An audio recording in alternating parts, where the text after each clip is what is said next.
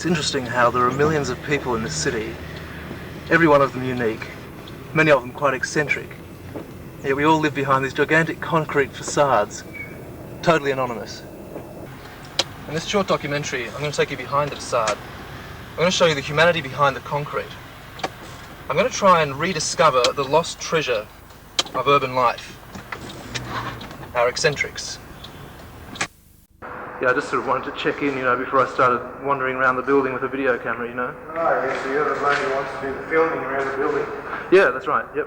Oh, I just got to go up and check the incinerator, and I'll take you up. I said, why can't you just take the edge off these, gouge it off? I'm making a film about, it's a documentary, Yeah, will it take long? About people who live in this building. I was just wondering if you mind the... It has to be quick because I've got some work on me. Okay. What exactly is this? This is the stock exchange. International date lines and things like that, there's always a stock exchange open somewhere. So Sydney or Melbourne are closed, then we can tap into the Dow or the Hang Seng or business. You haven't never downloaded any of that internet porn? Or? No, never. Oh, once by accident. There's another one, same sort of thing. No, I requested to work in an area nearby to where I was living at that time. We were about a 10-15 minute walk to the beach. Well, that must have been nice. We didn't get to go very often. Cut back in here, cut back there, these all slide. Is that the field you... No, I So didn't why, even know what the organisation was about when I first applied for the job.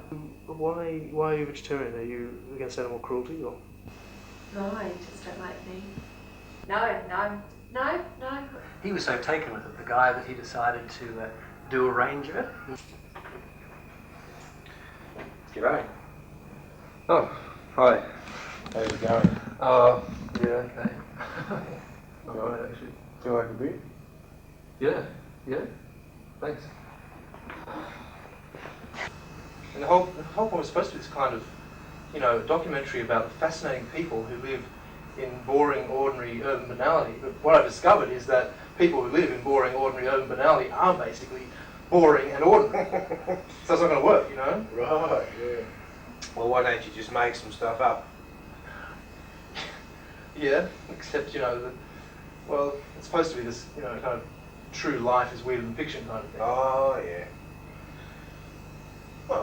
Well, you could interview me if you want. Yeah? Well, is your life weirder than fiction? Well, I wouldn't say that. The fascinating life of a janitor. Well, caretaker. Ah, yes, right, sorry. I drink VB. Ah, excellent. Very eccentric. So what I do is, I lure people here and then I dismember their bodies. Right, and how do you actually lure your victims into their deaths? Well, you're an 8 sex appeal, obviously. that's right. Actually, it's mainly video camera people I dismember. Right, you've got a basement full of independent filmmakers walled up in cement, and you sell the video cameras as a tidy sideline, right? And where does the actual dismembering take place? Where do I do the dismembering? Uh-huh. I only ever keep one body in here at a time. Uh-huh. So this is really a cottage industry. It's a boutique sort of thing. Yeah. Mm-hmm. And you cut up the whole thing with that? Yep. That'd be hard work. Keeps me in shape. And there's not a lot of cupboard space in here, is there? So where do you stash the body parts when you finish dissecting them? Well, I eat what I can and I stuff the rest in the freezer. Well, this is the bathtub, and that's where I dissolve everything I can't eat, like the bones and the offal, the guts and the brains and stuff.